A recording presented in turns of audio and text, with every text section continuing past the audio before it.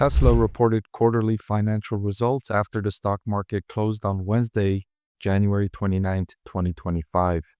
Investors liked what they saw from Tesla. The stock price is up over 3% in aftermarket hours following the announcement of its results. In this video, I'll review the company's latest financial figures and look at some of the qualitative progress the company made in the quarter and update my recommendation for Tesla stock. Coming into this quarterly update, I had the stock rated as a sell. So you're going to tune in to see if I'm changing that update, if I'm upgrading the stock or keeping it rated as a sell. Let's see the figures.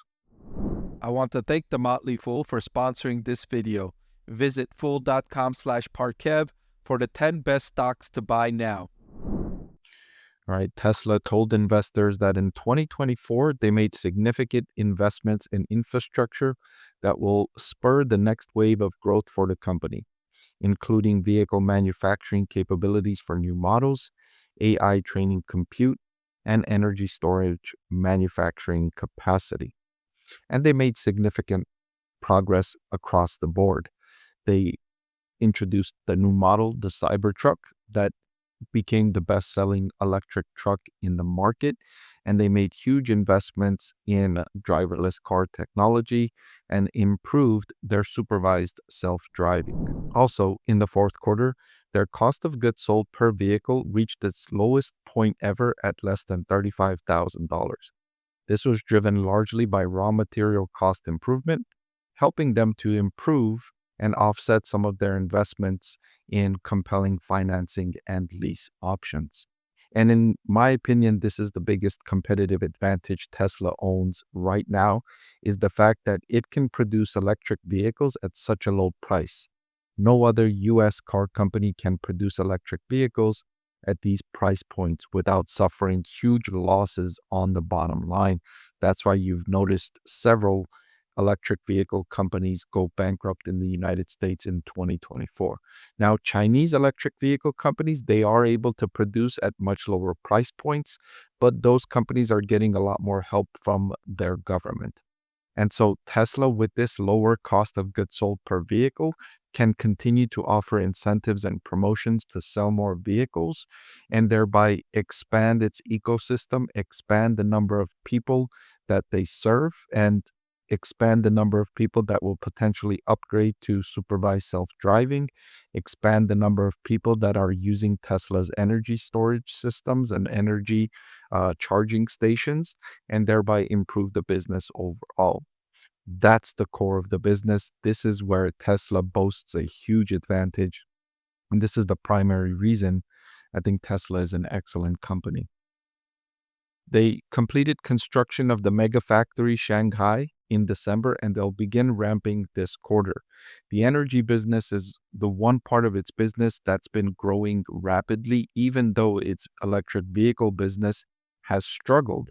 People find it inconvenient to own electric vehicles for the most part. A small fraction of the population, it makes sense for them to own an electric vehicle. For the broad set of people, an electric vehicle is a huge inconvenience and it costs a lot more money.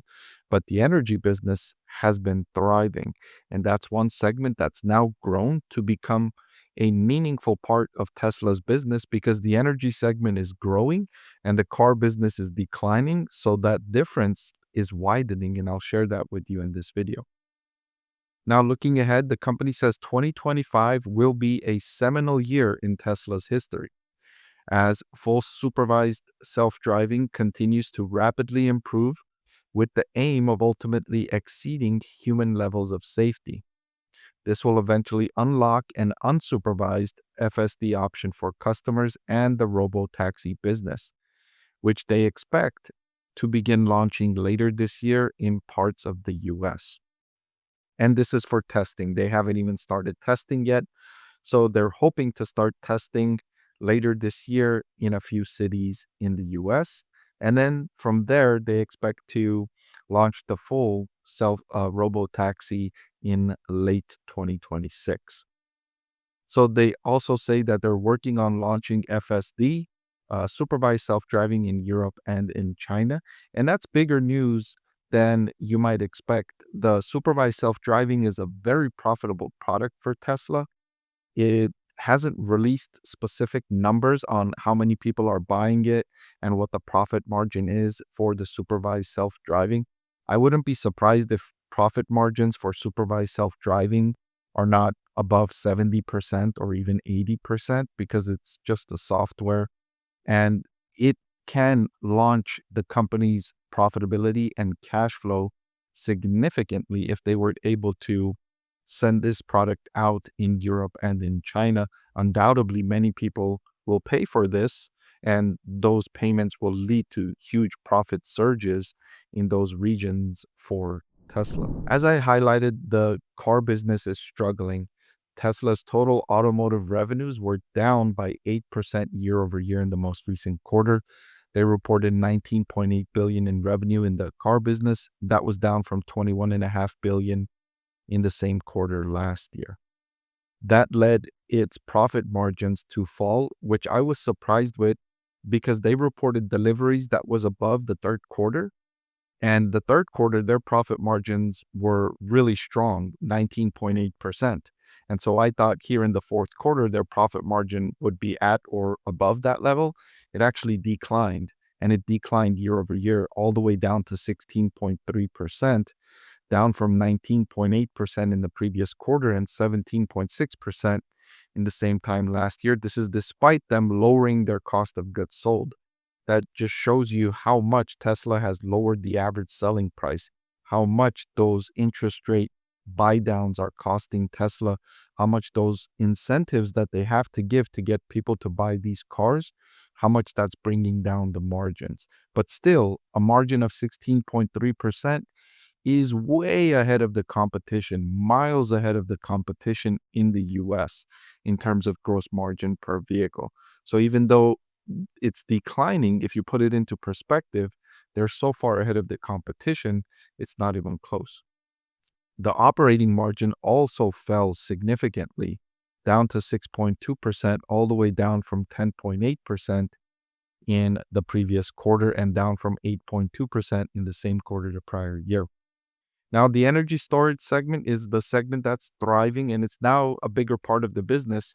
It generated $3 billion in revenue. That was an increase of 113% from the same quarter last year. And so if you look at last year in the same quarter, they had $21.5 billion in automotive revenue and just $1.4 billion in energy revenue.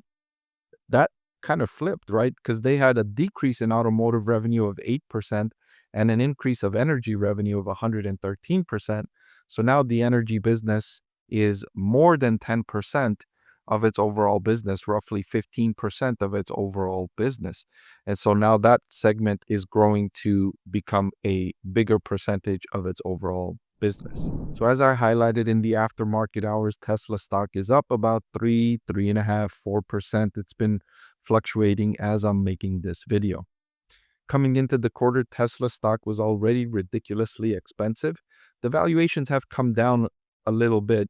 They rose to nosebleed levels close to a forward price to earnings of 150 at one point. They've come down now to a forward price to earnings of 94, which is still way above where it normally trades at, which is still in expensive valuation, but it reached extreme levels. And that's why I had the stock rated as a sell. It's an excellent business with great prospects and huge competitive advantages against its competition, but the valuation is just too expensive. And so to update my recommendation, I think it's a good time if you own the Tesla stock to sell, to take profits and get out because the valuation is just extreme. And so while it is an excellent business, I think the price is incorporating so much of its prospects going over the next decade, incorporating that it will achieve that robo-taxi business and that robo-taxi business will be huge. I feel that it's already incorporated in the price because it's priced like that. It's not priced for the automotive business. I shared with you the automotive business is in decline. The market is not giving it credit for the automotive business. The market is giving it credit for the robo-taxi business and the energy business and the other parts of the business which do look attractive. whereas the vehicle business does not look very attractive at this point. Hey everyone, if you like watching my videos, then I've added a great complimentary product just for you. I've written a book that's available for sale now that highlights my 6-step investing framework. Even if you don't follow that investing framework, just reading it and knowing how I evaluate stocks will make it a lot more interesting and informative to watch my videos. I've added the link in the description below.